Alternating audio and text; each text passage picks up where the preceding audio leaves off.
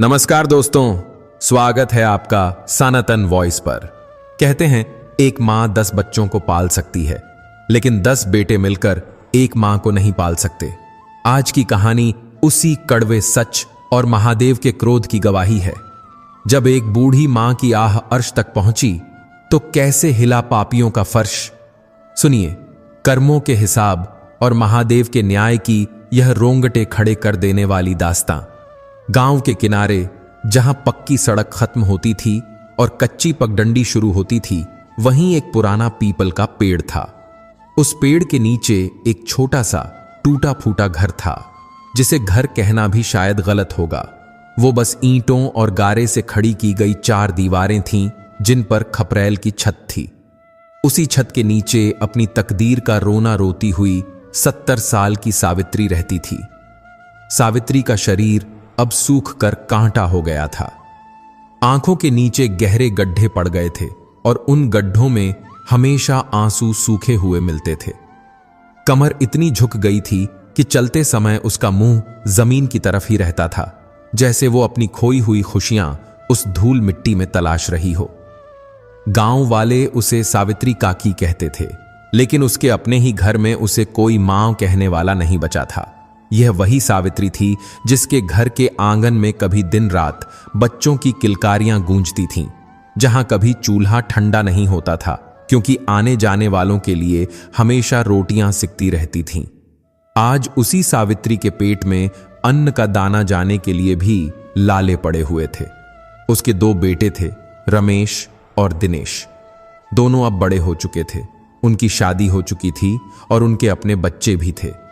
लेकिन अफसोस की बात यह थी कि उन दोनों के बड़े बड़े पक्के मकानों में अपनी बूढ़ी मां के लिए एक कोने जितनी जगह भी नहीं थी। सावित्री को घर से बाहर उस पुरानी कोठरी में पटक दिया गया था, जहां न तो ठीक से हवा आती थी और न ही रोशनी। सर्दी की रात थी और हवा इतनी तेज थी कि हड्डियों को भी कंपा दे। सावित्री अपनी पुरानी फटी हुई रजाई में दुबकी हुई थी। रजाई में रुई कम और पैबंद ज्यादा थे। उसे जोरों की भूख लगी थी। दोपहर को बड़ी बहू ने जो 2 सूखी रोटियां फेंकी थीं, वो तो कब की हजम हो चुकी थीं। अब पेट में जो आग लगी थी वो उसे सोने नहीं दे रही थी। उसने कांपते हाथों से पास रखा लोटा उठाया और 2 घूंट पानी पीकर भूख को मारने की कोशिश की। लेकिन भूख तो भूख है, वो पानी से कहां मानने वाली थी। उसका मन बार बार पुराने दिनों की यादों में चला जाता था। उसे याद आया वो समय जब उसके पति जिंदा थे। गांव में उनकी कितनी इज्जत थी। वो लोग भले ही बहुत अमीर नहीं थे, लेकिन दिल के राजा थे। सावित्री अपने बच्चों को कभी भूखा नहीं सोने देती थी, चाहे खुद आधी रोटी खाए, लेकिन रमेश और दिनेश की थाली में हमेशा घी से चुपड़ी रोटियां और गुड़ रखती थी।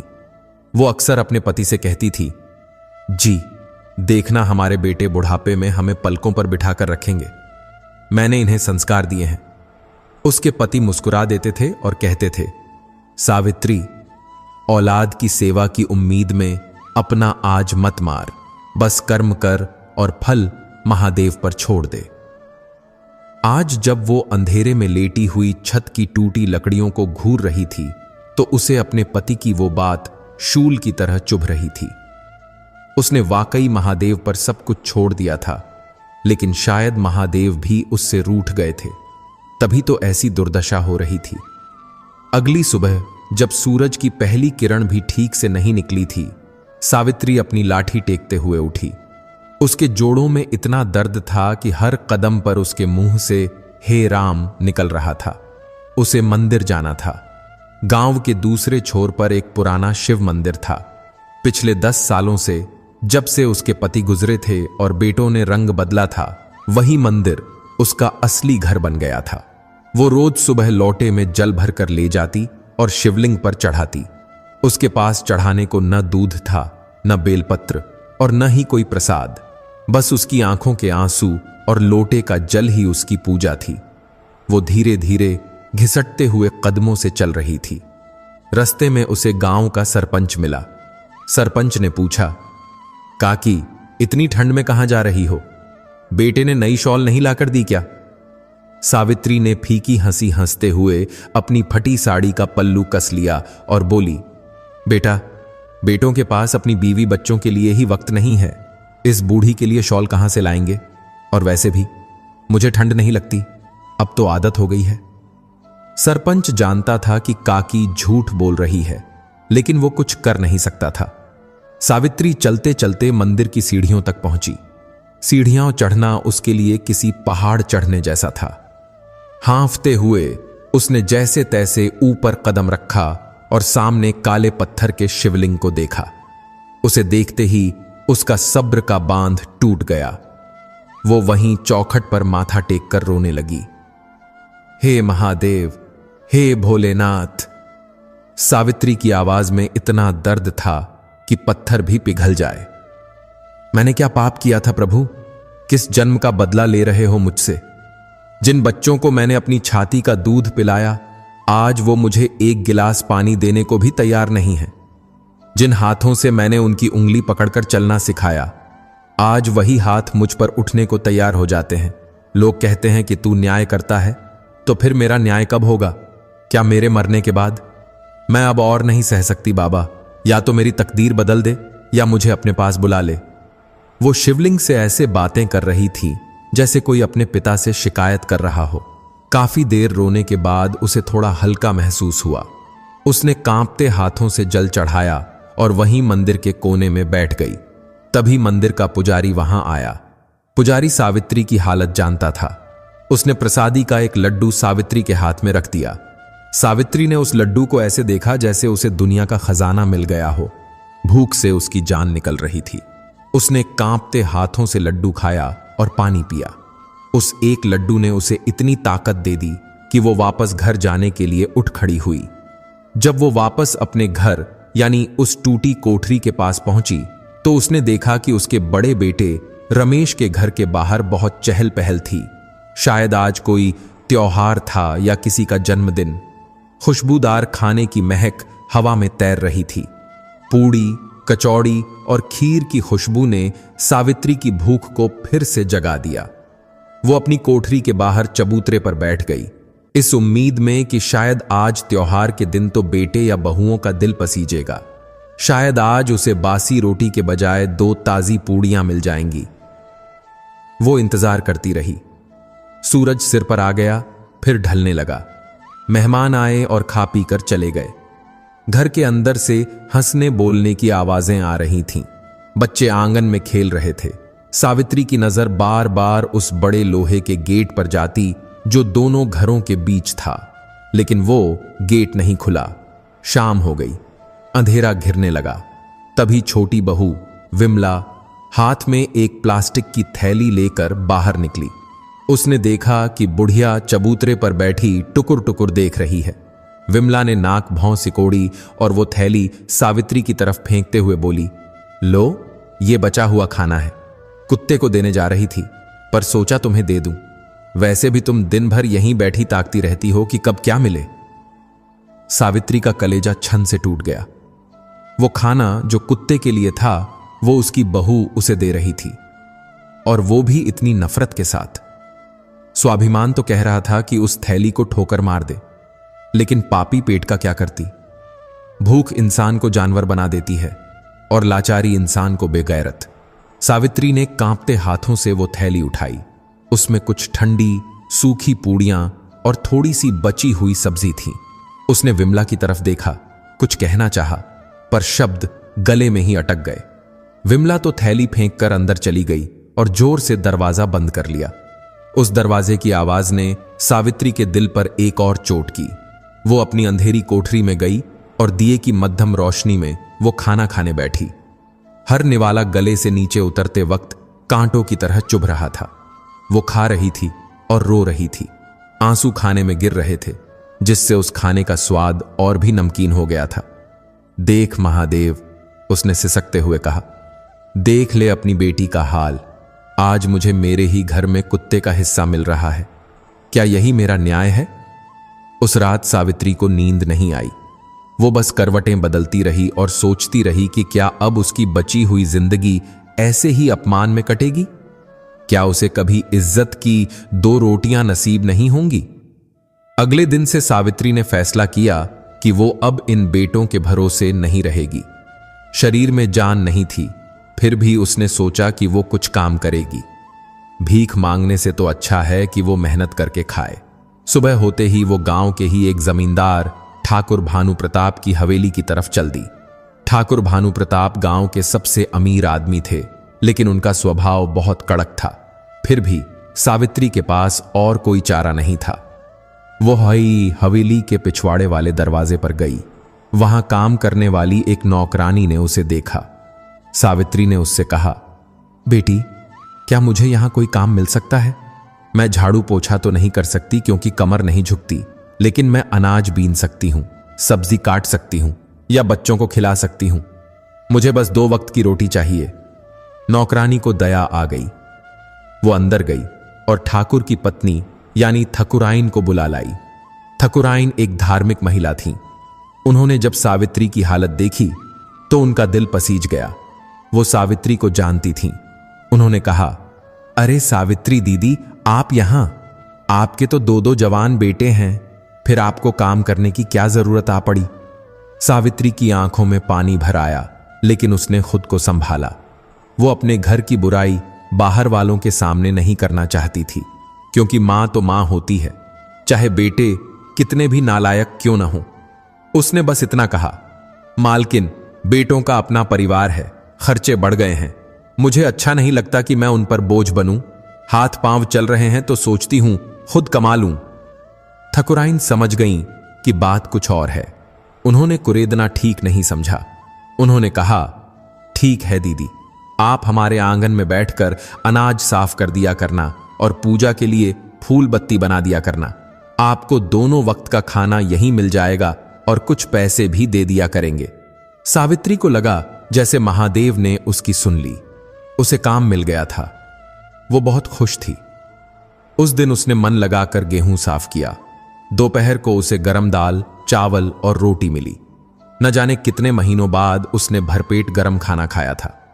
शाम को जब वो घर लौटी तो उसके हाथ में कुछ पैसे और ठकुराइन की दी हुई एक पुरानी लेकिन साबुत शॉल थी। वो बहुत सुकून महसूस कर रही थी। उसे लगा कि अब उसे अपने बेटों के सामने हाथ नहीं फैलाने पड़ेंगे। लेकिन सावित्री की यह खुशी ज्यादा दिन तक टिकने वाली नहीं थी। उसके बेटों को जब पता चला कि उनकी मां जमींदार की हवेली में काम कर रही है तो उन्हें अपनी नाक कटती हुई महसूस हुई। उन्हें मां की तकलीफ से कोई मतलब नहीं था। उन्हें बस अपनी झूठी शान की फिक्र थी। रमेश और दिनेश गुस्से में तमतमाते हुए सावित्री की कोठरी में आए। रमेश ने जोर से चिल्लाते हुए कहा, बुढ़िया, तुझे शर्म नहीं आती? हमारे पास इतना पैसा है, जमीन जायदाद है, और तू वहां ठाकुरों के घर में नौकरानी बनकर बैठी है। पूरे गांव में हमारी थू थू हो रही है। लोग कह रहे हैं कि देखो, उनके बेटे महलों में रह रहे हैं और मां दूसरों के घर बर्तन मांज रही है। सावित्री ने डरते हुए कहा, बेटा, मैं बर्तन नहीं मांजती, बस थोड़ा अनाज साफ करती हूं, और तुम लोग मुझे खाना तो देते नहीं, तो क्या मैं भूखी मर जाऊं? दिनेश ने पैर पटकते हुए कहा, तो क्या हम मर गए हैं? अरे 2 रोटी ही तो खाती है तू, वो भी नहीं मिल रही क्या तुझे? और अगर काम ही करना है तो घर में कर, बहुओं का हाथ बंटा। बाहर जाकर हमारी नाक कटाने की जरूरत नहीं है। कल से तू वहां नहीं जाएगी, समझी? बेटों ने उसे काम पर जाने से तो रोक दिया, लेकिन उसके हालात नहीं बदले, बल्कि अब तो बहुओं का अत्याचार और बढ़ती हुआ मिर्चा किया गया। वे सोचने लगीं कि यह बुढ़िया हमारी शिकायत पूरे गांव में करती फिरती है। अब उसे खाना और भी देरी से मिलने लगा। कभी कभी तो पूरा दिन बीत जाता और उसे पानी के अलावा कुछ नसीब नहीं होता। सावित्री अब घर के काम भी करने लगी थी। अपनी कांपती उंगलियों से वो मजबूरी में साग काटती, कभी दाल बीनती। अगर जरा सी भी गलती हो जाती तो बहुएं उसे ताने मार मार कर अधमरा कर देती। अरे, यह भी ठीक से नहीं होता तुमसे? मुफ्त की रोटियां तोड़ने में तो बहुत आगे हो, छोटी बहू अक्सर बड़बड़ाती। सावित्री चुपचाप सब सुनती और अपने आंसू पी जाती। उसका बस एक ही सहारा था, उसका महादेव। वो रोज रात को उनसे बातें करती। बाबा, तूने मुझे काम दिया था, रास्ता दिखाया था, लेकिन मेरी तकदीर में तो सुख लिखा ही नहीं है शायद। अब तू ही बता, मैं क्या करूं। एक दिन की बात है, सावन का महीना था और जोरों की बारिश हो रही थी। सावित्री की कोठरी की छत टपकने लगी। पानी बूंद बूंद करके सीधा उसके बिछौने पर गिर रहा था। पूरी कोठरी में कीचड़ हो गया था। ठंड और सीलन के मारे सावित्री का बुरा हाल था। उसे तेज बुखार हो गया, शरीर तप रहा था और वो खाट पर पड़ी कराह रही थी। प्यास के मारे उसका गला सूखा जा रहा था। उसने आवाज लगाने की कोशिश की, बहू, ओ बहू, थोड़ा पानी दे दो। लेकिन बादलों की गर्जन और बारिश के शोर में उसकी कमजोर आवाज दब गई, या शायद सुनकर भी किसी ने अनसुना कर दिया। पूरी रात वो बुखार में तड़पती रही। उसे ऐसा लग रहा था कि आज उसकी आखिरी रात है। उसे अपने बचपन से लेकर जवानी तक के सारे दृश्य याद आ रहे थे। वो सोच रही थी कि कैसे उसने अपने बच्चों को पालने के लिए अपनी जवानी की खुशियां कुर्बान कर दी। जब रमेश को चेचक निकला था तो वो 10 रातें सोई नहीं थी। उसके सिरहाने बैठी रही थी। जब दिनेश को स्कूल भेजना था तो उसने अपने सोने के कंगन बेच दिए थे। और आज वही बच्चे अपने पक्के मकानों में चैन की नींद सो रहे हैं और उनकी मां यहां कीचड़ में पड़ी मौत का इंतजार कर रही है। सुबह हुई, बारिश रुक चुकी थी, लेकिन सावित्री में उठने की हिम्मत नहीं थी। जब सुबह के 10 बज गए और सावित्री बाहर नहीं दिखी तो बड़ी बहू सरला देखने आई। उसने सोचा कि बुढ़िया शायद मर गई। उसने दरवाजे से झांका तो देखा सावित्री बेसुध पड़ी है। सरला ने नाक पर पल्लू रखा और रमेश को आवाज दी, सुनते हो, जरा देखो तो सही, मां जी को क्या हो गया है, उठ ही नहीं रही। रमेश आया और दूर से ही देखकर बोला, अरे कुछ नहीं, नाटक कर रही होगी, या हो सकता है बुखार हो। तुम एक काम करो, वो जो सरकारी अस्पताल की गोली रखी है दे दो और 1 कप चाय दे देना, ठीक हो जाएगी। किसी ने उसके पास जाकर उसका माथा छूने की जहमत भी नहीं उठाई। वो लोग गोली और चाय रखकर चले गए। सावित्री में इतनी भी ताकत नहीं थी कि वो उठकर गोली खा सके। वो बस लेटी रही, महादेव की मूरत को अपनी धुंधली आंखों से निहारती रही जो उसने दीवार पर टांग रखी थी। 2 दिन और 2 रातें बीत गईं, लेकिन उस अंधेरी कोठरी का दरवाजा किसी ने नहीं खोला। सावित्री बुखार में जलती रही, कभी होश में आती तो कभी बेहोश हो जाती। उस 1 कप ठंडी चाय पर चींटियां लग चुकी थीं जो रमेश रख कर गया था। प्यास जब बर्दाश्त से बाहर हो गई तो सावित्री ने अपनी सूखी जीभ को गीला करने के लिए वो ही किया जो शायद कोई जानवर भी न करे। छत से टपकता हुआ मटमैला पानी जो जमीन पर एक छोटे से गड्ढे में जमा हो गया था, उसने पेट के बल रेंगते हुए अपनी अंजुली में भरकर उसी पानी को पिया। वो पानी गंदा था, लेकिन उस समय उसके लिए वो अमृत से कम नहीं था। उस गंदे पानी ने उसकी जान बचा ली। इसे महादेव का चमत्कार ही कहेंगे कि इतनी बीमारी, भूख और गंदगी के बीच भी सावित्री की सांसें चलती रहीं। शायद यमराज भी अभी उसे ले जाने को तैयार नहीं थे, या शायद उसकी तकदीर में अभी और दुख लिखे थे जिन्हें भोगना बाकी था। तीसरे दिन सुबह उसका बुखार थोड़ा कम हुआ। शरीर में कमजोरी इतनी थी कि खड़ा होना मुश्किल था, लेकिन पेट की भूख उसे चैन से लेटने नहीं दे रही थी। उसे समझ आ गया था कि अगर वो इस कोठरी में पड़ी रही तो वो भूख और प्यास से तड़प तड़प कर मर जाएगी और उसके बेटों को उसकी सड़ी हुई लाश मिलने तक भनक भी नहीं लगेगी। उसने अपनी पूरी ताकत बटोरी, दीवार का सहारा लिया और कांपते पैरों पर खड़ी हुई। उसका सिर चकरा रहा था, आंखों के आगे अंधेरा छा रहा था, लेकिन जीने की इच्छा अभी भी बाकी थी। उसने अपनी लाठी उठाई और धीरे धीरे कोठरी से बाहर निकली। बाहर धूप खिली थी। सूरज की रोशनी जब उसकी आंखों पर पड़ी तो वो चंधिया गई। उसने देखा कि आंगन में सन्नाटा है। शायद सब लोग अपने अपने काम पर जा चुके थे और बच्चे स्कूल चले गए थे। वो धीरे धीरे एक एक कदम फूंक फूंक कर रखती हुई घर के बाहर निकल गई। उसका लक्ष्य वही शिव मंदिर था। उसे लगा कि इंसान भले ही साथ छोड़ दें, लेकिन उसका महादेव उसे भूखा नहीं मरने देगा। रस्ते में गांव के लोग उसे देख रहे थे। उसकी हालत किसी जिंदा लाश से कम नहीं थी। बाल बिखरे हुए, कपड़े मैले और कीचड़ से सने हुए, चेहरा पीला और गाल पिचके हुए। जो भी उसे देखता अफसोस से सिर हिलाता और आगे बढ़ जाता। किसी में इतनी हिम्मत नहीं थी कि रमेश और दिनेश जैसे पैसे वाले लोगों से पंगा ले और बुढ़िया की मदद करे। सावित्री किसी की तरफ नहीं देख रही थी। उसकी नजरें सिर्फ मंदिर के शिखर पर टिकी थीं। मंदिर पहुंचकर वो सीधे नंदी की मूर्ति के पास गिर पड़ी। पुजारी जी उस समय आरती की तैयारी कर रहे थे। जब उन्होंने जोर से कुछ गिरने की आवाज सुनी तो दौड़े दौड़े आए। सावित्री को उस हालत में देखकर उनका दिल दहल गया। उन्होंने तुरंत अपनी पत्नी को आवाज दी। पुजारी की पत्नी, जिनका नाम सुमित्रा था, वो भी बहुत दयालु थीं। वो दौड़कर आईं और सावित्री को उठाया। उन्होंने सावित्री के मुंह पर पानी के छींटे मारे और उसे थोड़ा मीठा दूध पिलाया। दूध के कुछ घूंट गले से नीचे उतरते ही सावित्री की जान में जान आई। उसने आंखें खोली और सामने पुजारी जी को देखकर हाथ जोड़ दिए। उसकी आंखों से झरझर आंसू बहने लगे।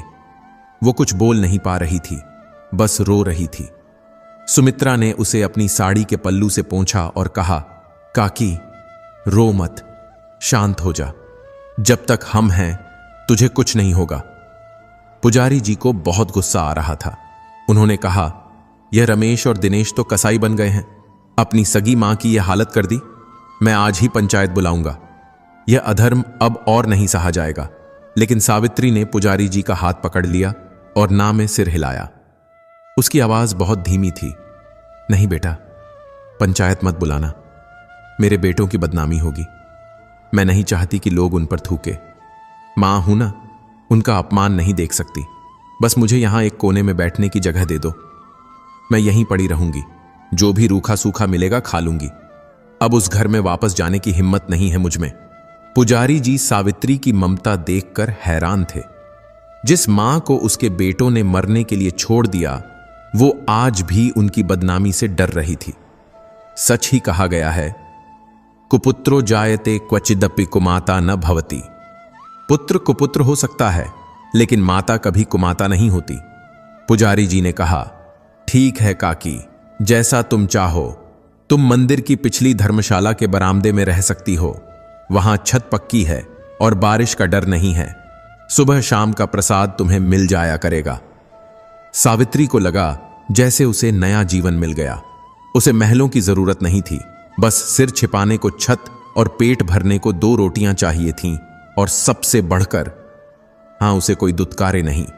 सावित्री अब मंदिर में रहने लगी। उसकी दिनचर्या बदल गई थी। वो सुबह जल्दी उठती, नहा धोकर मंदिर के आंगन में झाड़ू लगाती, फिर माला लेकर एक कोने में बैठकर ओम नमः शिवाय का जाप करती। दिन भर आने जाने वाले भक्त उसे कुछ न कुछ दे जाते। कोई फल दे जाता, कोई बिस्कुट, तो कोई 10-5 रुपए उसके हाथ में रख देता। सावित्री उन पैसों को जमा करती रहती। उसे पैसों का कोई लोभ नहीं था, लेकिन वो सोचती थी कि मरने के बाद उसके कफन दफन का इंतजाम इन्हीं पैसों से हो जाएगा, ताकि उसके बेटों को वो खर्चा भी भारी न लगे। मंदिर के शांत वातावरण में उसकी सेहत भी सुधरने लगी थी। चेहरे पर थोड़ी रौनक आ गई थी। वो खुश थी, क्योंकि यहां उसे बुढ़िया मरती क्यों नहीं सुनने को नहीं मिलता था। यहां लोग उसे काकी या माताजी कहकर बुलाते थे और पैर छूते थे। उसे लगने लगा था कि महादेव ने उसके साथ न्याय कर दिया है। बेटों से दूर करके उसे अपनी शरण में ले लिया है। लेकिन नियति को शायद यह शांति मंजूर नहीं थी। गांव छोटा था और बातें हवा की तरह फैलती थीं। यह खबर उड़ते उड़ते रमेश और दिनेश के कानों तक भी पहुंच गई कि उनकी मां अब मंदिर में रहती है और वहां आने जाने वालों से भीख लेती है। गांव के लोग अब दबी जुबान में बातें बनाने लगे थे। अरे देखो, जिनके बेटे 2 मंजिला मकान में रहते हैं, उनकी मां मंदिर में टुकड़ों पर पल रही है। कैसा कलयुग आ गया है भाई, ऐसे बेटों को तो कीड़े पड़ेंगे। यह ताने जब बेटों ने सुने तो उनका खून खौल उठा। उन्हें मां पर तरस नहीं आया, बल्कि गुस्सा आया कि उसने फिर से उनकी नाक कटवा दी। एक शाम जब सावित्री मंदिर के चबूतरे पर बैठकर माला जप रही थी, अचानक एक जीप वहां आकर रुकी। जीप में से रमेश और दिनेश निकले। उनके चेहरे गुस्से से लाल थे। वे तेज कदमों से चलते हुए सावित्री के पास आए। रमेश ने आव देखा न ताव, सावित्री की हाथ से माला छीनकर दूर फेंक दी और उसका हाथ पकड़कर जोर से खींचा। चल घर, बहुत नाटक हो गया तेरा। रमेश गुर्राया। सावित्री घबरा गई। उसने हाथ छुड़ाने की कोशिश की। बेटा मुझे मत ले जा, मैं वहां नहीं रह सकती, मैं यहां खुश हूं। दिनेश ने दांत पीसते हुए कहा। खुश है? हमारी इज्जत का तमाशा बनाकर खुश है? पूरा गांव हम पर हंस रहा है कि हम तुझे पाल नहीं सकते। तूने हमें कहीं मुंह दिखाने लायक नहीं छोड़ा। चुपचाप चल, वरना घसीटते हुए ले जाएंगे। सावित्री गिड़गिड़ाती रही। बेटा मैं किसी से कुछ नहीं कहती, मैं तो बस यहां राम नाम जपती हूं, मुझे छोड़ दो। वहां खड़े कुछ लोगों ने बीच बचाव करने की कोशिश की, लेकिन दिनेश ने उन्हें भी धमका दिया। यह हमारा घर का मामला है, कोई बीच में टांग न अड़ाए। बूढ़ी और कमजोर सावित्री दो जवान मर्दों का मुकाबला कैसे करती? वे उसे जबरदस्ती जीप में बिठाकर वापस उसी नर्क में ले आए। घर लाकर उन्होंने सावित्री को उसी टूटी कोठरी में धकेल दिया और बाहर से सांकल चढ़ा दी। रमेश ने चिल्लाकर कहा, अब अगर तूने इस कोठरी से बाहर कदम रखा तो टांगें तोड़ दूंगा तेरी। खाना तुझे यहीं मिलेगा और यहीं पड़े पड़े सड़ना है तुझे। बाहर जाकर गांव वालों के सामने हमारी बुराई करने का बहुत शौक है ना तुझे? अब देख तेरा शौक कैसे निकलता है। सावित्री दरवाजे को पीटती रही, रोती रही, लेकिन दरवाजा नहीं खुला। उसे फिर से कैद कर दिया गया था। अब उसकी हालत पहले से भी बदतर हो गई थी।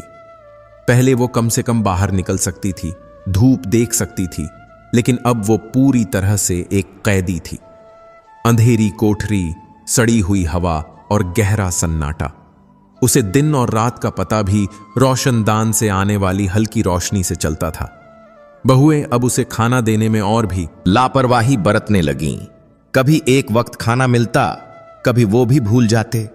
सावित्री का शरीर फिर से सूखने लगा। वो बस लेटे लेटे छत की लकड़ियों को गिनती रहती और महादेव से अपनी मौत की दुआ मांगती। महीने बीतते गए। सावित्री अब हड्डियों का ढांचा मात्र रह गई थी, लेकिन इस घोर अंधेरे में भी आशा की एक छोटी सी किरण फूटी। रमेश का सबसे छोटा बेटा यानी सावित्री का पोता, जिसका नाम राजू था, वो करीब 10 साल का था। राजू अपने माता पिता और चाचा चाची के व्यवहार को देखता था, लेकिन डर के मारे कुछ बोल नहीं पाता था। लेकिन उसका बालमन अपनी दादी की दुर्दशा देखकर रोता था। उसे याद था कि कैसे बचपन में दादी उसे कहानियां सुनाती थीं और अपनी गोद में सुलाती थीं। एक दिन जब घर में सब दोपहर की नींद ले रहे थे, राजू दबे पांव पिछवाड़े गया। उसने कोठरी के उस छोटे से रोशनदान के पास जाकर धीरे से आवाज दी, दादी, ओ दादी। अंदर से कोई जवाब नहीं आया। राजू घबरा गया। उसने फिर पुकारा। तभी उसे अंदर से हल्की सी खांसने की आवाज आई। राजू ने जल्दी से अपनी जेब से बिस्कुट का एक पैकेट निकाला जो उसने अपने स्कूल के पैसों से बचाया था, और रोशनदान की जाली से अंदर गिरा दिया। फिर उसने धीरे से कहा, दादी ये खा लो, मैं कल फिर आऊंगा। अंदर अंधेरे में पड़ी सावित्री ने जब बिस्कुट का पैकेट देखा तो उसकी पथराई आंखों में नमी आ गई। उसे भूख से ज्यादा इस बात की खुशी थी कि इस घर में कोई तो है जिसे उसकी फिक्र है, कोई तो है जिसके सीने में अभी भी दिल धड़कता है। उसने कांपते हाथों से बिस्कुट खाया। वो बिस्कुट उसके लिए 56 भोग से कम नहीं था। अब यह सिलसिला रोज का हो गया। राजू स्कूल से आते वक्त या दोपहर में जब सब सो रहे होते, चुपके से आता और रोशनदान से कभी बिस्कुट, कभी रस्क या कभी अमरूद दादी को दे जाता। वो दोनों थोड़ी देर बातें भी करते। दादी तुम फिक्र मत करो, मैं बड़ा होकर पुलिस वाला बनूंगा और तुम्हें यहां से निकाल ले जाऊंगा, राजू मासूमियत से कहता। सावित्री उसकी बातें सुनकर अपनी पीड़ा भूल जाती। वो उसे आशीर्वाद देती, झुक झुक जियो मेरे लाल, बस तू ही मेरा असली वारिस है। राजू के इस छोटे से प्यार ने सावित्री को जीने की एक नई वजह दे दी थी। वो अब मौत का इंतजार नहीं करती थी, बल्कि राजू के आने का इंतजार करती थी। लेकिन झूठ और चोरी चाहे कितनी भी अच्छी नीयत से की गई हो, एक न एक दिन पकड़ी ही जाती है। एक दिन विमला यानी छोटी बहू की नजर राजू पर पड़ गई जब वो रोशनदान के पास खड़ा होकर बात कर रहा था। विमला बिल्ली की तरह दबे पांव पीछे आई और उसने राजू की बातें सुन ली। राजू कह रहा था, दादी आज मम्मी ने हलवा बनाया था, मैंने छुपा लिया, लो तुम खा लो। यह सुनते ही विमला आग बबूला हो गई। उसने पीछे से राजू का कान मरोड़ा और जोर से चिल्लाई, अच्छा तो यह चल रहा है यहां? घर का खाना चोरी करके इस बुढ़िया को खिलाया जा रहा है। हम कहते हैं कि राशन जल्दी खत्म हो रहा है और यहां तुम दान पुण्य कर रहे हो। राजू दर्द से बिलख उठा। शोर सुनकर रमेश और सरला भी आ गए। विमला ने नमक मिर्च लगाकर सारी बात बताई। रमेश ने आव देखा न ताव अपने ही बेटे राजू के गाल पर जोरदार तमाचा जड़ दिया। राजू गिर पड़ा। रमेश ने उसे डराते हुए कहा, खबरदार जो आज के बाद इस कोठरी के पास भी भटका, यह बुढ़िया डायन है, इसने तुझे भी अपनी बातों में फंसा लिया है। उस दिन के बाद राजू पर पहरा बिठा दिया गया। उसे दादी के पास जाने की सख्त मनाही हो गई।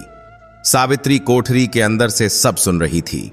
जब उसने राजू के रोने की आवाज सुनी तो उसकी रूह कांप गई। उसे अपने अपमान का दुख नहीं था, लेकिन अपने पोते की पिटाई उससे बर्दाश्त नहीं हुई।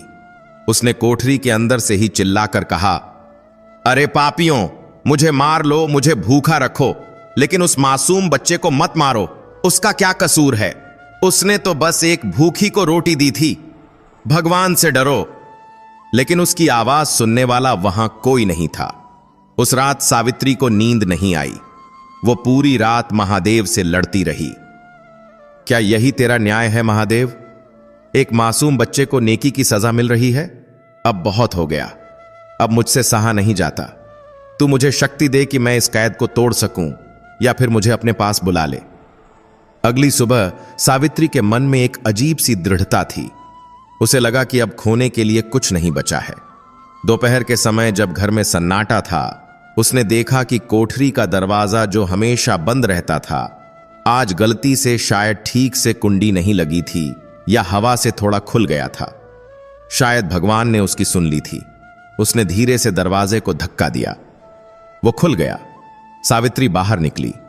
उसका शरीर कमजोर था, लेकिन इरादे अब लोहे के थे। उसने इस बार मंदिर जाने का नहीं सोचा, क्योंकि उसे पता था कि बेटे उसे वहां से फिर उठा लाएंगे। उसने सोचा कि वो अब इस गांव से ही दूर चली जाएगी, कहीं बहुत दूर, जहां उसके बेटों का साया भी उस पर न पड़ सके। वो घर के पिछवाड़े से होते हुए खेतों की तरफ निकल गई। गन्ने के ऊंचे ऊंचे खेतों के बीच से होकर वो पगडंडी पर चल रही थी।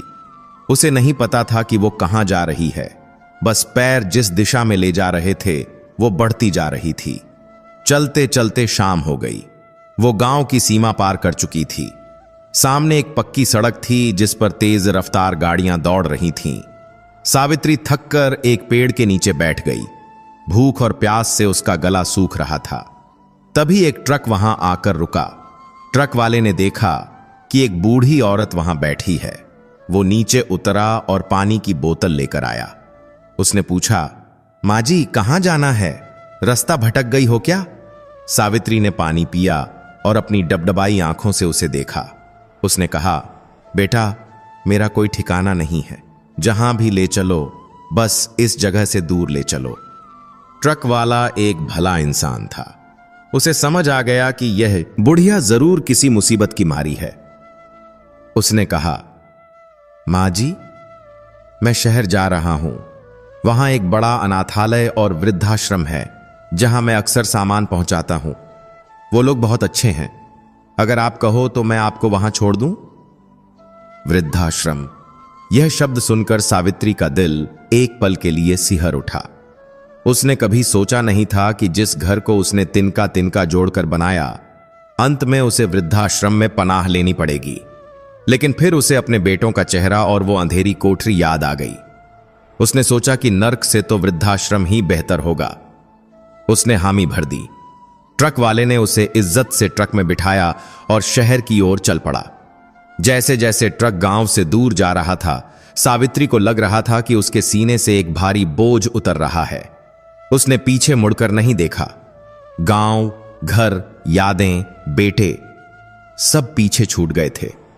अब आगे एक नई और अनजान दुनिया थी। शहर पहुंचकर ट्रक वाले ने उसे सेवाधाम नाम के एक आश्रम में छोड़ दिया। आश्रम का माहौल बहुत शांत और पवित्र था।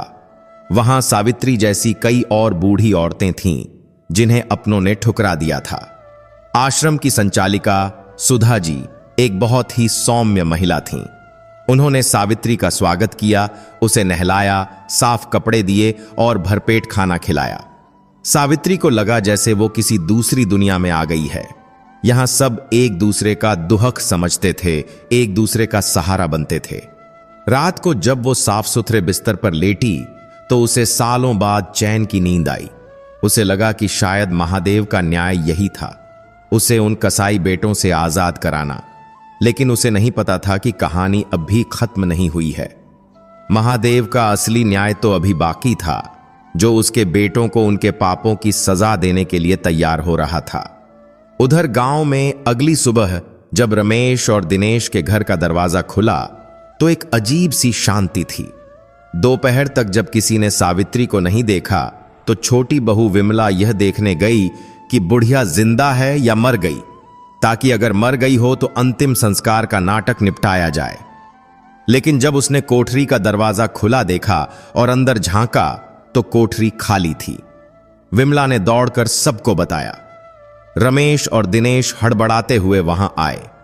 उन्होंने कोठरी का कोना कोना छान मारा, पिछवाड़ा देखा, खेत देखे, लेकिन सावित्री का कहीं नामो निशान नहीं था। एक पल के लिए दोनों भाइयों के चेहरे पर डर आया कि कहीं मां ने गांव वालों के सामने जाकर पोल न खोल दी हो। लेकिन जब शाम तक कोई खबर नहीं आई तो उनके चेहरों पर एक शैतानी मुस्कान तैर गई। रमेश ने दिनेश से कहा, भाई लगता है बला टली, खुद ही कहीं चली गई या शायद किसी कुएं तालाब में गिरकर मर गई होगी। अच्छा ही हुआ रोज रोज की किचकिच खत्म हुई। दिनेश भी सहमत था। दोनों ने मिलकर गांव में यह झूठ फैला दिया कि मां जी की दिमागी हालत ठीक नहीं थी और वो रात को कहीं निकल गईं, या फिर यह कह दिया कि वो अपने किसी दूर के रिश्तेदार के यहां तीर्थ यात्रा पर गई हैं। गांव वालों ने भी ज्यादा पूछताछ नहीं की, क्योंकि जिनके अपने बेटे ही फिक्र नहीं कर रहे उनके लिए गांव वाले क्यों परेशान हों। बस एक छोटा राजू था जो कई रातों तक अपनी दादी के लिए तकिए में मुंह छिपाकर रोता रहा। इधर शहर के सेवाधाम आश्रम में सावित्री की जिंदगी करवट ले रही थी। शुरू के कुछ दिन उसे बहुत अजीब लगा। वो हर आहट पर डर जाती थी कि कहीं उसके बेटे उसे लेने तो नहीं आ गए, लेकिन धीरे धीरे उसे विश्वास हो गया कि वो अब सुरक्षित है। आश्रम का माहौल बहुत अपनापन भरा था। वहां रहने वाली दूसरी औरतें अब उसकी सहेलियां बन गई थीं। कोई अपने बेटे द्वारा ठुकराई गई थी तो कोई अपनी बहू के तानों से तंग आकर वहां आई थी। सबके दुख एक जैसे थे, इसलिए सब एक दूसरे का दर्द समझते थे। सावित्री अब खाली नहीं बैठती थी। उसका शरीर भले ही कमजोर था, लेकिन मन मजबूत हो गया था। वो सुबह उठकर आश्रम के बगीचे में पौधों को पानी देती। उसे पौधों में नए पत्ते आते देख बहुत खुशी मिलती, जैसे उसकी अपनी जिंदगी में नई कोपलें फूट रही हों। दोपहर में वो और बाकी महिलाएं मिलकर रुई की बत्तियां बनाती, पापड़ बड़ियां बनाती, जिन्हें बेचकर आश्रम का कुछ खर्च निकलता था। सावित्री को अब लगता था कि वो किसी पर बोझ नहीं है। वो अपनी मेहनत की रोटी खा रही थी।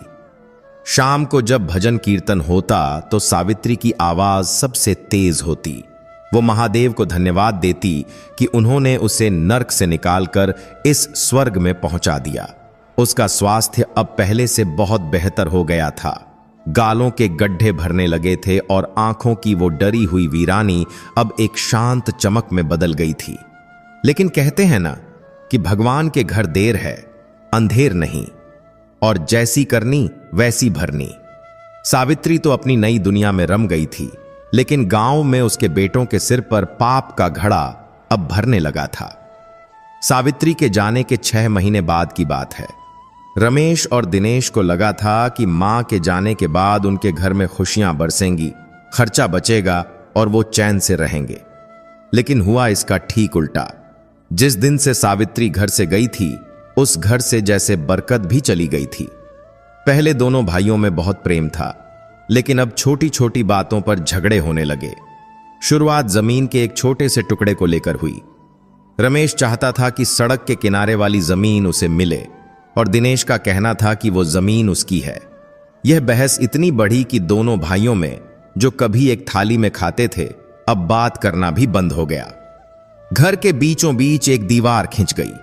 जिस आंगन में सावित्री को प्रताड़ित करने के लिए दोनों भाई एक साथ खड़े होते थे, आज उसी आंगन में दोनों एक दूसरे के खून के प्यासे हो रहे थे।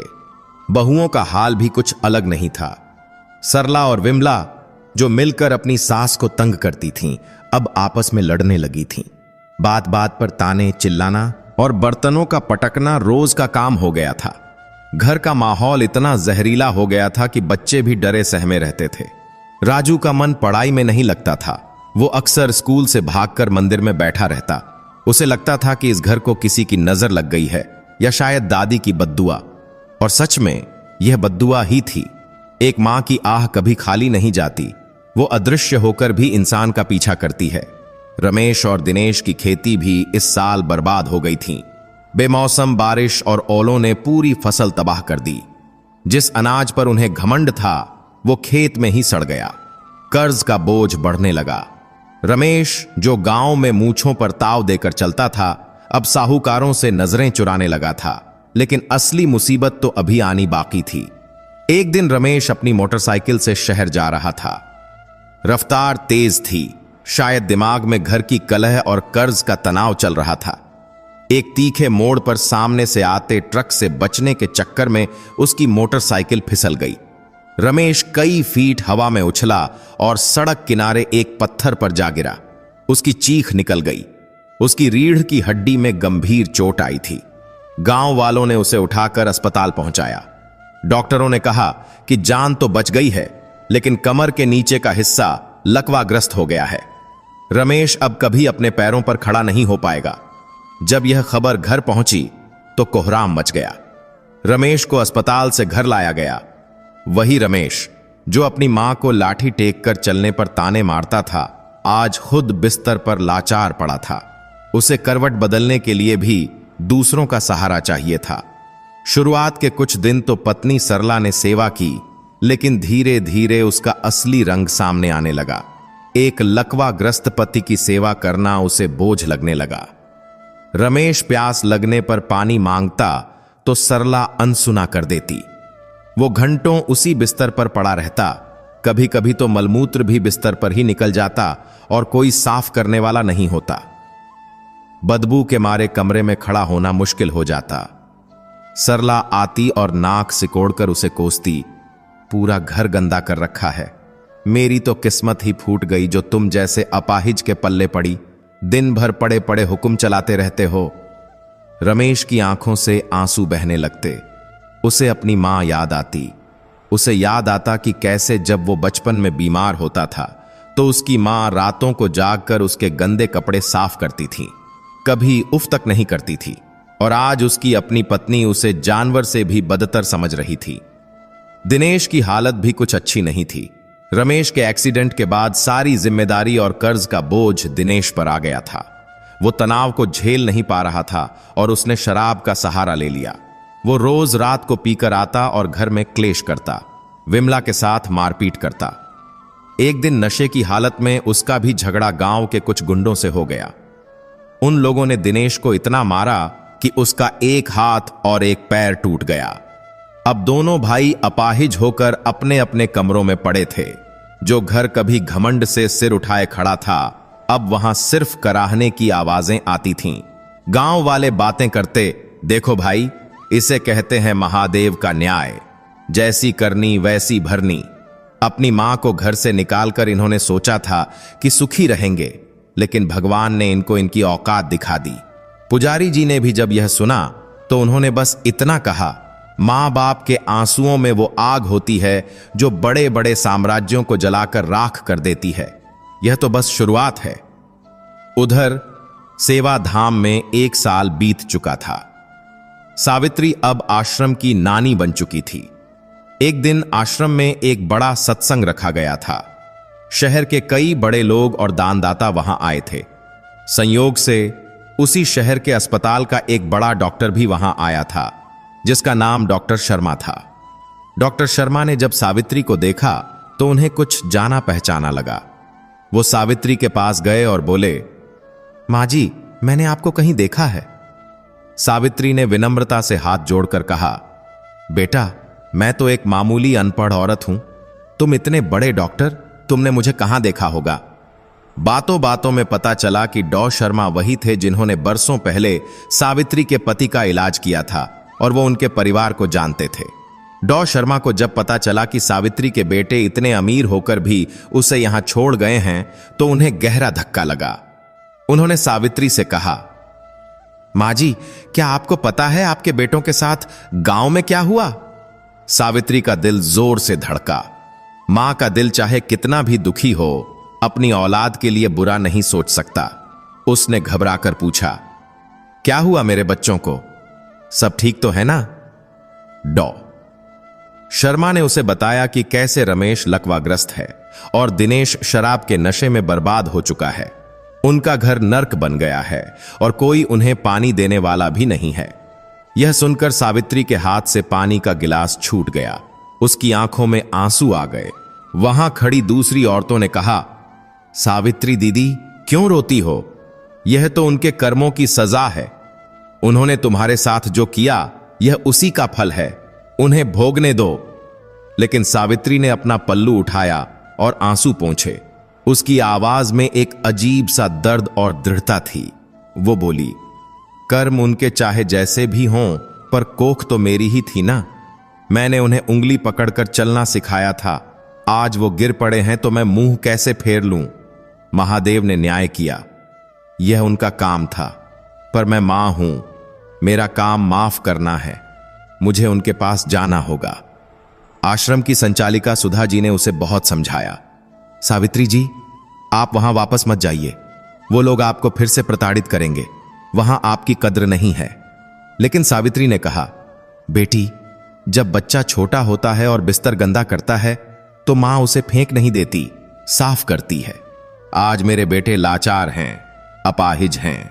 उनकी पत्नियां उनका साथ छोड़ देंगी, पर मां साथ नहीं छोड़ेगी। मुझे जाना ही होगा। सावित्री की जिद के आगे सबको झुकना पड़ा।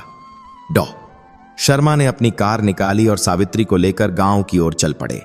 वही गांव जहां से वो 1 साल पहले ट्रक में छुपकर भागी थी, आज वो उसी गांव में कार में बैठकर एक मसीहा की तरह लौट रही थी। जब कार सावित्री के घर के सामने रुकी तो वहां सन्नाटा पसरा था। गेट का रंग उड़ चुका था। आंगन में धूल और सूखे पत्ते जमा थे। सावित्री ने कांपते हाथों से गेट खोला। वो जैसे ही आंगन में दाखिल हुई, उसे रमेश के कमरे से कराहने की आवाज आई, पानी, कोई तो पानी दे दो, मर गया मैं। सावित्री दौड़ी दौड़ी अंदर गई। उसने देखा रमेश बिस्तर पर पड़ा है। शरीर सूख कर कांटा हो गया है। कमरे में बदबू है और मक्खियां भिनभिना रही हैं। सावित्री को देखते ही रमेश की आंखें फटी की फटी रह गईं। उसे लगा शायद वो कोई सपना देख रहा है या यमराज उसे लेने आए हैं और मां का रूप धरकर आए हैं। लेकिन जब सावित्री ने उसके माथे पर अपना ठंडा हाथ रखा तो रमेश को एहसास हुआ कि यह सपना नहीं, हकीकत है। सावित्री ने बिना कुछ बोले सबसे पहले खिड़की खोली, फिर रसोई में जाकर पानी लाई और रमेश के मुंह से लगाया। रमेश पानी पीते पीते फूट फूट कर रोने लगा। वो कोशिश करके सावित्री के पैरों की तरफ खिसकने लगा, लेकिन उसका शरीर साथ नहीं दे रहा था। उसने रोते हुए हाथ जोड़ लिए। मां, मुझे माफ कर दे, मैं पापी हूं। मैंने तुझे घर से निकाला, तुझे भूखा रखा। देख मां, आज भगवान ने मेरा क्या हाल कर दिया। मेरी बीवी, मेरे बच्चे, कोई मेरे पास नहीं आता। मुझे अपने किए की सजा मिल गई। मां, तू क्यों आई? तू तो चली गई थी ना, मुझे मरने देती। सावित्री ने उसे गले लगा लिया और उसके आंसू पोंछे। चुप कर पगले, सावित्री बोली। तू बेटा होकर मां को छोड़ सकता है, पर मां होकर मैं तुझे कैसे छोड़ देती। मैं आ गई हूं ना, अब सब ठीक हो जाएगा। तभी दूसरे कमरे से दिनेश के खांसने की आवाज आई। वो भी टूटे हाथ पैर के साथ पड़ा था। जब उसने मां की आवाज सुनी तो उसे विश्वास नहीं हुआ। सावित्री उसके पास भी गई। दिनेश ने तो मां को देखते ही शर्म से अपनी आंखें झुका लीं। उससे नजरें नहीं मिलाई जा रही थीं। जिस मां को उसने धक्के मारकर निकाला था, आज वही उसकी गंदगी साफ करने आई थी। सावित्री ने उस दिन पूरे घर की साफ सफाई की। बहुएं सरला और विमला जो अपने कमरों में बैठी थीं, जब उन्होंने सास को वापस देखा और काम करते देखा तो वो सन्न रह गईं। उन्हें शर्मिंदगी महसूस हुई, लेकिन साथ ही एक डर भी लगा कि कहीं सास अब बदला न ले। लेकिन सावित्री के मन में बदले की भावना थी ही नहीं। उसने बहुओं से कुछ नहीं कहा, बस इतना ही बोली, बहुओं, अगर तुम लोग थक गई हो तो आराम कर लो, मैं हूं ना, मैं संभाल लूंगी। सावित्री के इस व्यवहार ने बहुओं के गाल पर वो तमाचा मारा जो शायद शब्दों से नहीं मारा जा सकता था। उनकी अंतरात्मा उन्हें कचोटने लगी। शाम होते होते पूरे गांव में खबर फैल गई कि सावित्री वापस आ गई है। लोग दौड़े दौड़े आए। उन्होंने देखा कि वही बूढ़ी औरत जिसे उसके बेटों ने मरने के लिए छोड़ दिया था, आज उन्हीं बेटों की सेवा कर रही है। यह दृश्य देखकर पत्थर दिल इंसान भी पिघल जाए। पुजारी जी भी आए। उन्होंने रमेश और दिनेश से कहा, देख लो अभागों, इसे कहते हैं मां। तुमने इसे ठुकरा दिया, लेकिन जब तुम पर मुसीबत आई तो सारी दुनिया ने मुंह फेर लिया। बस यही मां वापस आई। अगर अब भी तुम नहीं सुधरे तो महादेव तुम्हें सीधे नरक में जगह देंगे। रमेश और दिनेश के पास बोलने के लिए शब्द नहीं थे, बस बहते हुए आंसू थे। उस रात सावित्री ने फिर से अपने घर का चूल्हा जलाया। उसने खिचड़ी बनाई और अपने हाथों से दोनों बेटों को खिलाई। सालों बाद उस घर में एक अजीब सी शांति थी। न लड़ाई न झगड़ा, बस पछतावे के आंसू और माफी की खामोशी। लेकिन महादेव का न्याय अब भी पूरा नहीं हुआ था। अभी तो इन बेटों को अपनी गलतियों का असली प्रायश्चित करना बाकी था। शारीरिक पीड़ा तो मिल गई थी, लेकिन आत्मा का शुद्धिकरण होना अब भी शेष था। सावित्री ने ठान लिया था कि वो अपने बेटों को सिर्फ शारीरिक रूप से ही नहीं, बल्कि मानसिक रूप से भी ठीक करेगी। वो उन्हें फिर से इंसान बनाएगी। और यह सफर आसान नहीं होने वाला था, क्योंकि पाप के दाग इतनी आसानी से नहीं धुलते। सावित्री के वापस आने के बाद घर का नक्शा तो बदल गया था, लेकिन हालात अभी भी बहुत कठिन थे। 70 साल की बूढ़ी हड्डियों में अब वो ताकत नहीं थी कि 2 जवान और भारी भरकम आदमियों को उठा सके या उनकी गंदगी साफ कर सके। फिर भी मां की ममता में न जाने कौन सी शक्ति होती है। सावित्री सुबह 4 बजे उठती, महादेव का नाम लेती और घर के काम में जुट जाती। वो कुएं से पानी खींचती, घर में झाड़ू लगाती और फिर अपने बेटों की सेवा में लग जाती। रमेश के घावों पर मरहम लगाती, दिनेश को नहलाती धुलाती। कई बार काम करते करते उसकी सांस फूल जाती, आंखों के आगे अंधेरा छा जाता। वो दीवार का सहारा लेकर खड़ी हो जाती, 2 पल सुस्ताती और फिर हे भोलेनाथ बोलकर काम पर लग जाती। यह सब देखकर बिस्तर पर पड़े रमेश और दिनेश का कलेजा मुंह को आता। उन्हें अपनी लाचारी पर उतना रोना नहीं आता था जितना अपनी मां के संघर्ष को देखकर आता था। वो सोचते थे कि ये वही हाथ हैं जो अब तक कांप रहे थे, लेकिन हमारी सेवा करने के लिए इन हाथों में न जाने कहां से लोहे जैसी जान आ गई है।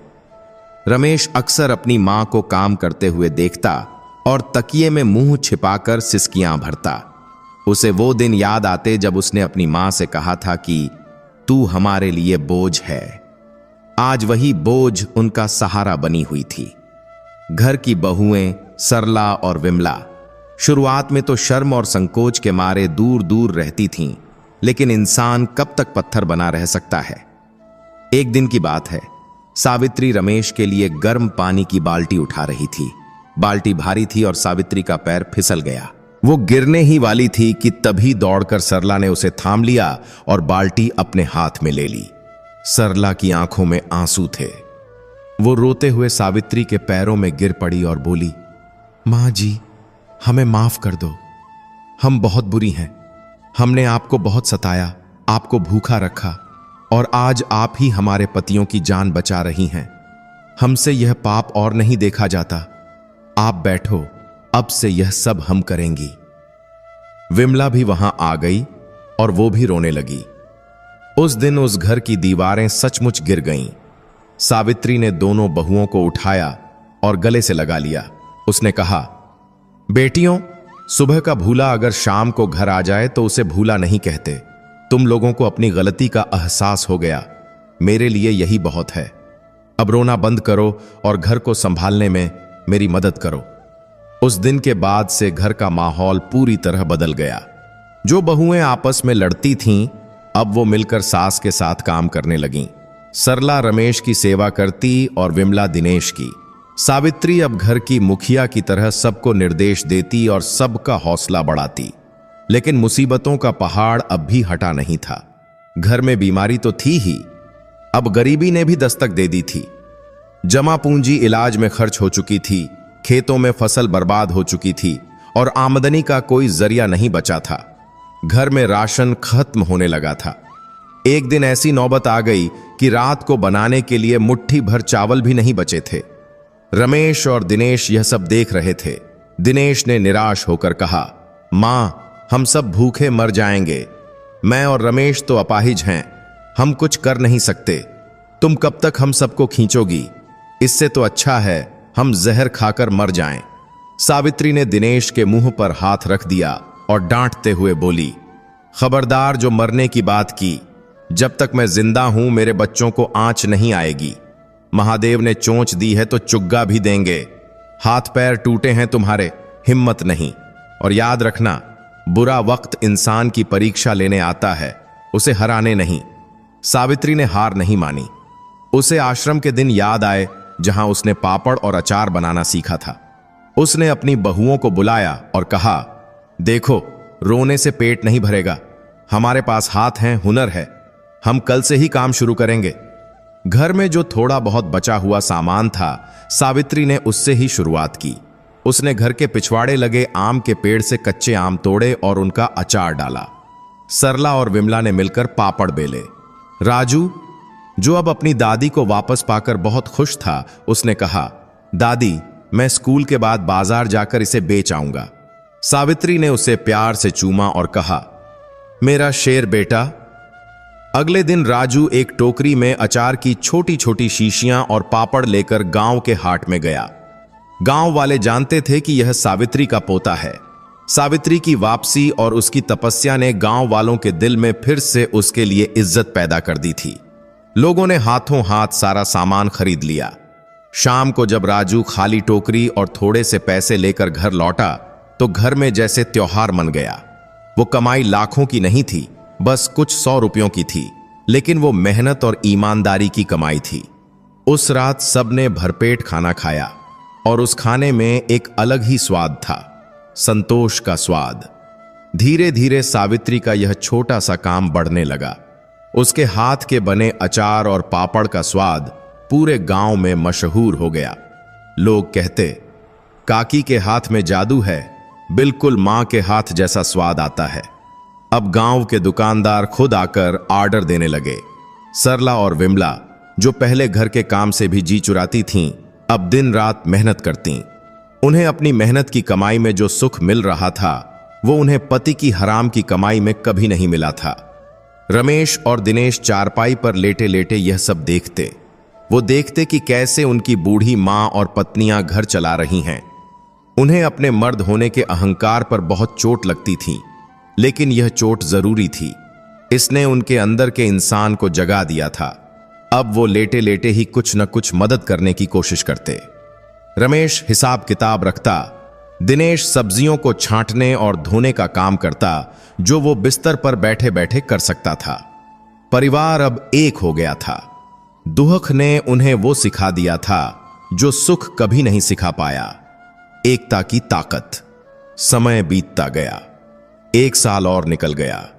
घर की आर्थिक स्थिति अब सुधरने लगी थी। कर्ज भी धीरे धीरे उतर रहा था, लेकिन सावित्री की एक ही इच्छा थी, उसके बेटे फिर से अपने पैरों पर खड़े हो जाएं। वो रोज महादेव के मंदिर जाती और प्रार्थना करती, प्रभु, तूने उन्हें सजा दी, उन्होंने भोग ली, उनका घमंड टूट गया है, उनकी आत्मा शुद्ध हो गई है, अब उन्हें माफ कर दे।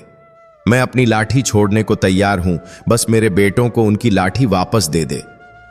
शायद एक मां की प्रार्थना में इतनी शक्ति थी कि वो आसमान को भी हिला सकती थी। एक दिन गांव में एक वैद्य जी आए, जो नाड़ी देखने और जड़ी बूटियों से इलाज करने में माहिर थे। सावित्री उन्हें अपने घर ले आई। वैद्य जी ने रमेश और दिनेश की जांच की। उन्होंने कहा, हड्डियां तो जुड़ गई हैं, लेकिन नसों में जान नहीं है क्योंकि इन्होंने हिम्मत छोड़ दी है। दवा मैं दूंगा, लेकिन मालिश और कसरत रोज करनी होगी। दर्द होगा, चीखें निकलेंगी, लेकिन अगर सहन कर लिया तो शायद महादेव की कृपा से ये फिर चल पाएंगे। अब शुरू हुआ एक नया संघर्ष। सावित्री और बहुओं ने कमर कस ली। वैद्य जी का दिया हुआ तेल दिन में 3 बार मला जाता। जब सावित्री रमेश के सुन्न पड़े पैरों की मालिश करती तो अपनी पूरी जान लगा देती। रमेश दर्द से कराहता, मां रहने दे, बहुत दर्द हो रहा है, मुझसे नहीं होगा। लेकिन सावित्री कहती, बर्दाश्त कर बेटा, यह दर्द ही तुझे ठीक करेगा। बचपन में जब तुझे चलना सिखाती थी तब भी तू गिरता था, रोता था, लेकिन मैंने तुझे गोद में नहीं उठाया, तुझे खड़ा किया। आज भी तुझे खड़ा करूंगी। यह तपस्या महीनों चली। सावित्री के हाथ सूज जाते, बहुओं की कमर दुखने लगती, लेकिन किसी ने हार नहीं मानी। सावित्री रोज उन्हें हिम्मत देती, हिम्मत मत हारना, बस एक कोशिश और फिर वो चमत्कारी दिन आया। सुबह का समय था। सावित्री तुलसी में जल चढ़ा रही थी, तभी उसे पीछे से आवाज आई, मां।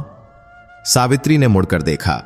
रमेश, जो पिछले 2 सालों से बिस्तर से नहीं उतरा था, वो दीवार के सहारे कांपते पैरों पर खड़ा था, पसीने से लथपथ, दर्द से चेहरा लाल, लेकिन वो खड़ा था। सावित्री के हाथ से लौटा गिर गया। वो दौड़कर आपू जितना तेज वो दौड़ सकती थी उसके पास गई। रमेश ने एक कदम बढ़ाया और लड़खड़ाकर मां के कदमों में गिर पड़ा। उसने मां के पैर पकड़ लिए और बच्चों की तरह रोने लगा, मां देख, मैं खड़ा हो गया, तेरी तपस्या सफल हो गई मां। घर के सारे लोग जमा हो गए। दिनेश भी अपनी बैसाखी के सहारे घिसटते हुए आया। सबकी आंखों में खुशी के आंसू थे। उस दिन उस घर में दिवाली से भी बड़ी खुशियां मनाई गईं। गांव वाले भी यह चमत्कार देखने आए। सबने माना कि यह सिर्फ दवा का असर नहीं था, यह एक मां के सतीत्व और महादेव के आशीर्वाद का फल था। रमेश के पैरों में जान आने के बाद घर में एक नई ऊर्जा आ गई। हालांकि वो अभी भी पूरी तरह ठीक नहीं था, उसे चलने के लिए सहारे की जरूरत थी, लेकिन अब वो लाचार नहीं था। उसने धीरे धीरे घर के छोटे मोटे काम और अचार के व्यापार में मदद करना शुरू कर दिया। दिनेश भी अब बैसाखी के सहारे चलने लगा था और उसने शराब को हाथ लगाना तो दूर, उसकी तरफ देखना भी छोड़ दिया था। दोनों भाइयों ने कसम खाई कि जिस मां ने उन्हें 2 बार जीवन दिया, एक बार जन्म देकर और दूसरी बार अपने कर्मों से बचाकर, अब वो उस मां की आंखों में कभी आंसू नहीं आने देंगे। उन्होंने घर के आंगन में एक छोटा सा मंदिर बनवाया और उसमें महादेव की स्थापना की। अब घर की शुरुआत महादेव की पूजा और मां के चरण स्पर्श से होती थी। लेकिन सावित्री अब बहुत थक चुकी थी। उसका शरीर, जिसने इतने सालों तक तूफानों का सामना किया था, अब जवाब दे रहा था। उसे अक्सर खांसी आती और सीने में दर्द रहता, लेकिन वो किसी को बताती नहीं थी। उसे लगता था कि अब जब घर ठीक हो गया है, बच्चे सुधर गए हैं, तो उसकी जिम्मेदारी पूरी हो गई। एक दिन शाम को जब पूरा परिवार आंगन में बैठकर बातें कर रहा था, सावित्री अपनी चारपाई पर लेटी थी। वो बहुत कमजोर लग रही थी। रमेश उसके पास बैठा, उसके पैर दबा रहा था। सावित्री ने रमेश के सिर पर हाथ फेरा और बोली, बेटा, अब मुझे बहुत नींद आ रही है, मुझे लगता है महादेव मुझे बुला रहे हैं। रमेश घबरा गया। मां, ऐसी बातें मत कर, अभी तो हमने तेरे लिए कुछ किया ही नहीं, अभी तो हमें तेरी बहुत सेवा करनी है। सावित्री मुस्कुराई, एक बहुत ही सुकून भरी मुस्कान। उसने कहा, बेटा, सबसे बड़ी सेवा यही है कि तुम लोग इंसान बन गए। आपस में प्यार से रहो, मिलजुल कर रहो, मुझे और कुछ नहीं चाहिए। उस रात सावित्री सोई, लेकिन फिर अगली सुबह नहीं उठी। वो नींद में ही शांति से चली गई, चेहरे पर वही संतोष की मुस्कान लिए। जब सुबह रमेश उसे उठाने गया और वो नहीं उठी तो घर में कोहराम मच गया। लेकिन यह कोहराम वैसा नहीं था जैसा मातम में होता है, यह एक देवी की विदाई का दुख था। सावित्री की अंतिम यात्रा में पूरा गांव उमड़ पड़ा। अमीर, गरीब, बच्चे, बूढ़े, सब उस मां को कंधा देने आए जिसने साबित कर दिया था कि मां की शक्ति के आगे दुनिया की हर मुसीबत छोटी है। रमेश और दिनेश ने जब अपनी मां को मुखाग्नि दी तो उन्होंने रोते हुए वादा किया कि वो मां की दी हुई सीख को कभी नहीं भूलेंगे।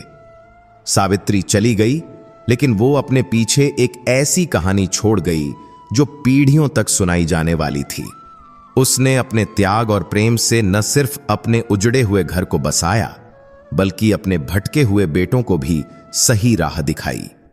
गांव के उस पुराने पीपल के पेड़ के नीचे अब कोई टूटी कोठरी नहीं थी, बल्कि वहां सावित्री की याद में एक प्याऊ बनाया गया था, जहां से गुजरने वाला हर प्यासा पानी पीता और दुआ देता।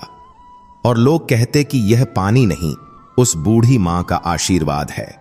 महादेव का न्याय यही था, पाप का नाश और पापी का सुधार। सावित्री की तकदीर में भले ही दुख लिखे थे, लेकिन उसने अपने कर्मों से उस तकदीर को बदल दिया और इतिहास बन गई। दोस्तों, सावित्री मां तो चली गई, लेकिन एक बात साबित कर गई कि औलाद चाहे कितनी भी नालायक क्यों न हो, मां का आंचल कभी छोटा नहीं पड़ता। अगर आज इस कहानी ने आपकी आंखों में भी नमी ला दी है, तो अपने माता पिता का हाथ कभी मत छोड़िएगा। ऐसी ही दिल को छू लेने वाली कहानियों के लिए अपने चैनल सनातन वॉइस को अभी सब्सक्राइब करें और कमेंट में हर हर महादेव लिखकर अपनी हाजिरी लगाएं। जय भोलेनाथ।